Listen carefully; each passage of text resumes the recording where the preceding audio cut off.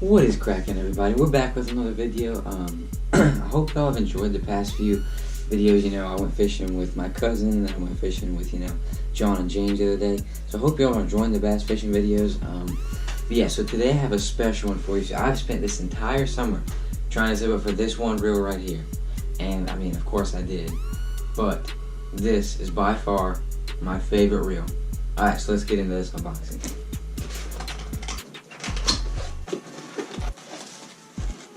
Okay guys, so this is the Shimano Curado DC. This is a newer model, I believe. It's the 150. Oh yeah.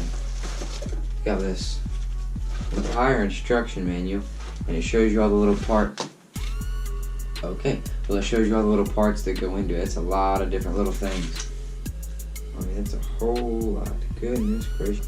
So, here it is. And it comes with like some little oil for your reel, I guess. I'm not sure really what this is, but I'll figure it out. Oh, okay, this is maintenance oil. Anyways, so right out of the package. Oh, guys. Do you guys see this reel? Check this out. This is so good, and even has the tension spool highlighted in gold. Oh, it feels like you're not even reeling anything. It's so smooth. But you can set the drag so easily on this.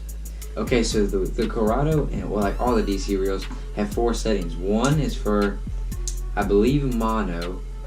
2 is for fluoro. 3 is for braid. This, I think, I'm not 100% sure about this. And I know the 4 is hands-free. But, so right there on the side, you have your little setting. You can turn it from 1, 2, 3, and 4. And there's an open where you can open the side plate. So I can go to that setting. That's open. Okay, so I'm gonna bring y'all over here so you can see this. Okay, guys, so this is basically the side plate opened up. See, this is the spool right here, and just that's what it looks like. So yeah, this is the reel right here. It's such a good-looking reel.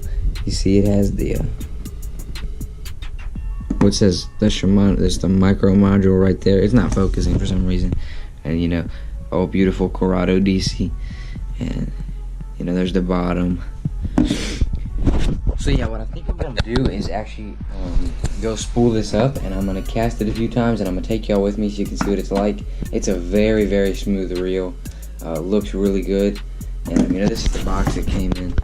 Yeah, it says Curado DC 150. Tells you all the stuff on the side, but I got a 6:2 gear ratio. I'm gonna use it for everything. I'm gonna use it for frogs, swim baits, just whatever. You can pretty much use it with any reel for whatever, but like, frogs and stuff, you want a higher gear ratio, but you can just reel faster with a 6:2 or 5 or whatever you have. You can just reel up faster, but alright, so I'm gonna spool this up now, and I'm gonna take y'all outside, and we'll go see what it looks like.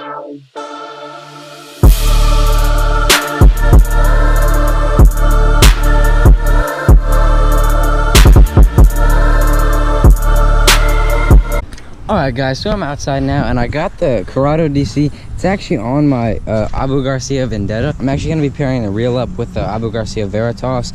And remember in my unboxing video when I said I have a Veritas, but I actually just bought the Vendetta? That's because I was going to pair up my Metanium. I was going to get a Metanium, but I got a Curado because nowhere I went had a Metanium DC. So I got the Curado DC, and it's a really good performing reel. I'm actually very, very happy with what I got. Okay, so before I get into this reel review, remember that tournament that I've been hyped up about and hyping up forever? Well, it got canceled because where I live is in like the deadline, not really a deadline, but we're gonna get slammed by a hurricane this weekend, and yeah, well, the hurricane's gonna hit on my birthday, which is this Friday the 14th. So I don't think they're gonna reschedule it, but I don't know. So I'm gonna call them later on, and I'll let y'all know that later. Of course, whenever I figure it out. But, let's just get into this reel review because I really, really, really like this reel. Okay, guys, so like I said before, there's 4 settings on this, and right now I'm on setting 1. I think this is a 1/4 ounce jig that I have tied on right now, and I have it with some 20-pound mono. I guess I didn't really take into consideration how, wide the 20-pound mono is, so I couldn't really put a whole lot on there, but it filled it up a lot. So I'm going to cast it on all 4 settings, and I'm just going to show you the sound that it makes. So right now it's on setting 1, and I don't know, I'm gonna probably cast it towards the woods, which as you can see, I don't know, maybe 20 yards, something like that. But I'm gonna be casting that way as well, so that I can cast, you know, over 200 yards that way. But there's not 200 yards of line on here, and it probably couldn't cast that far anyway. Okay guys, so basically what you're gonna need to do before you cast it is, you know, you don't want this to be really loose to where this moves around a lot, like the tension spool itself. So you're gonna want to tighten that up, not all the way, but just, you know, enough. And then you can cast it, because you can't cast it with your tension spool all the way, expect to not get a backlash. So let's just see what she can do. Okay, they honestly bombed it pretty far, and it didn't really get a backlash. Alright, so now guys, I'm going to switch over to setting 2, and I'm going to see how that one casts. Which that one is for your fluorocarbon, I believe. I don't know what setting 1 is for. I think it's just for wide open, and then I think maybe setting, what's that? I think setting 1's for mono, setting 2 is for fluorocarbon, 3's for braid, and 4 is hands off, but I could be wrong. Okay, so now I'm going to go to setting 2. Okay, so now I'm on setting 2, and let's see how far she'll cast on setting 2. About the same distance. I can't really cast like straight up because there's a tree right there. So I'm going to take y'all back a little ways now, and I'll be able to cast farther. Alright guys, so I'm a little bit farther back, not too much farther, but I have a better casting space. This is honestly the best reel I've ever used. I mean, as you can tell, the DC sound is not as loud as like the Metanium or the Antares, but it's still a very good reel, and the sound doesn't really make a difference. It's the performance and the quality of your reel that really kills it. So now I'm gonna switch over to setting 3 and see, you know, how far I can cast that. That's the braid setting, but I'm still using mono, so see how far I can cast it. Guys, I spooled it. That's honestly kind of surprising. I thought I would be able to spool it on like 1 or 2, but 3 is actually the one that spooled it. So that's pretty cool.